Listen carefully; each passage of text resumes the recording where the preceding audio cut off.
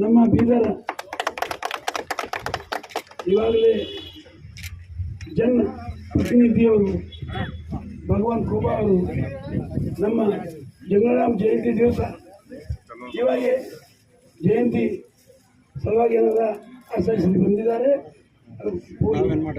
ಪುಷ್ಪಹಾರವನ್ನು ಹಾಕಿದ್ದಾರೆ.